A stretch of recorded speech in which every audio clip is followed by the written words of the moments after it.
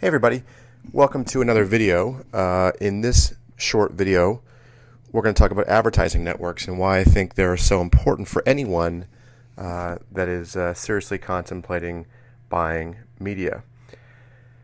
So really, what ad networks come down to is your ability to put your ad in front of as many potential clickers and buyers as possible.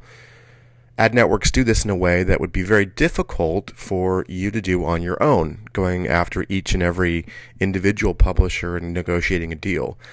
So simply put, ad networks make sense for many reasons, and obviously they're the staple of any great media buyer. Ad networks gather together a set of publishers and website owners under a single umbrella for you, and then set up agreements to serve advertising from those websites. They usually split the revenue with the owner. They offer up a variety of different creative sizes to the publisher and then offer that to the advertiser as well to advertise. So the difference between an ad network and, for example, a place like Facebook is the fact that an ad network works with many different sites, whereas Facebook is simply a definition.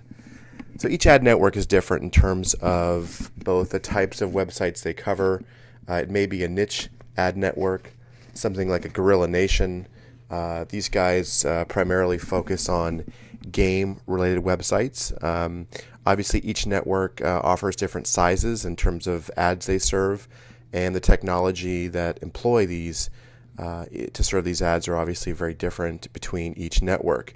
There's obviously different size networks, so there are ones that are quite big and there are ones that are quite small. I tend to stay away from the small ones only because, as we'll talk about later, it's very difficult to scale those. The other thing that's important to know about different ad networks is the idea of an open network versus a closed network. And the difference there is that an open network is one where you can see exactly where your ad is being placed. They'll actually show you the website where your ad is running. Closed network is one where you don't really know within the ad network where you're running, perhaps outside of a site ID or something like that. They keep that very secret. Now, there are obviously downsides and benefits to both types of networks. A closed network, or oftentimes called a blind network, may offer you much lower pricing as a result of it being closed, and that therefore it might work, since we're mostly ROI-based media buyers. And more often, they can still do a lot of the optimization necessary to make a campaign work. With an open network, you can obviously do a lot more site targeting and have the peace of mind knowing exactly where your ad is running. But then again, it might be more expensive. So it really just depends. I wouldn't get caught up on whether it's a closed network or an open network, just so long as it works. So really, the key difference and the key advantage of working with an advertising network is your ability to scale.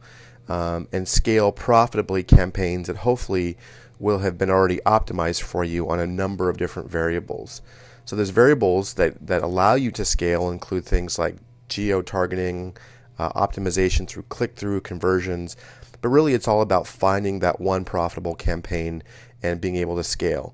And what ad networks do, since they serve up billions and billions of impressions per day, is it gives you the chance to develop a deep relationship, and when you find something that wins, allows you to scale that quickly. So which ad network is right for you? That's a huge question, right? Because there are hundreds of different ad networks out there, and you got to figure out which one makes sense for you. So it's best to start at the beginning, right? It's best to first understand the type of online advertiser that you are. Generally put, there are two types. There are folks that advertise for their own offer, like product owners, or that you work for a particular company, or there's advertising for somebody else. Usually that means you're an affiliate. So everybody wants to get some kind of rate of return on their ad dollars. So for the moment, we're going to skip the differentiation between brand advertising and direct response. I'm going to assume that most of us here are direct response advertisers. And so that really that will further limit the types of ad networks that you'll work with, because there are some ad networks that are primarily designed for brand advertisers and that work primarily on a CPM basis, but that pretty much isn't us. So what I look for in terms of ad networks, they usually fit a certain profile, and here's the profile. you really have to be able to test easily. In other words, you've got to be able to go in there and put up ads very, very quickly and get data back very, very easily and inexpensively. That's the first thing, is your ability to test a variety of different campaigns on those placements and see if you can make money. Next is you've got to be able to test cheaply. You got to be able to put in $100 or less and get the data back that you want. Now, certainly, more advanced media buyers are potentially more comfortable putting out $5,000 or $10,000 buys, but I really focus on the places that allow me to test very inexpensively. And again, I can scale those buys significantly if I can find winning campaigns. Obviously, it needs to have all the technology bells and whistles that allow you to optimize and grow your campaign. So you've got to work with a network that can let you optimize based on things that are important to you. And that primarily will be, ROI based. So you want the chance to optimize based on the types of sites, the types of creative, the types of creative sizes that give you a positive ROI on your money. And then finally, the other thing is, the last two things is you've got to really be able to get a hold of a sales rep. You've got to be able to find somebody that you can talk to. And last but not least, you have to have the ability to scale. So obviously, there's a lot of ad networks that do this. There's dozens that fit the bill that I've worked with over the years to drive real revenue. But I want to make the differentiation between places like Plenty of Fish, which really, it's an ad network in a sort, but it services one website, Plenty of Fish. I'd say Facebook is the same thing, right? Facebook offers an ad network, but it's primarily designed to service Facebook. It's not servicing a bunch of different sites. And places like Traffic Vans, which are pay-per-view networks, really, again, are not what we're talking about here in terms of ad networks. It's really kind of a piece of adware that is a little bit different. So it's important to know what ad networks aren't. So I've talked about a lot of different places I bought before. We've talked about the fact that there are hundreds, maybe even 1,000 ad networks out there. But I want to give you a listing of the places I've bought on successfully, and here they are. And in other videos and other writings that I've done, I've talked a lot about each of these different areas, probably less so about ValueClick and Tribal Fusion.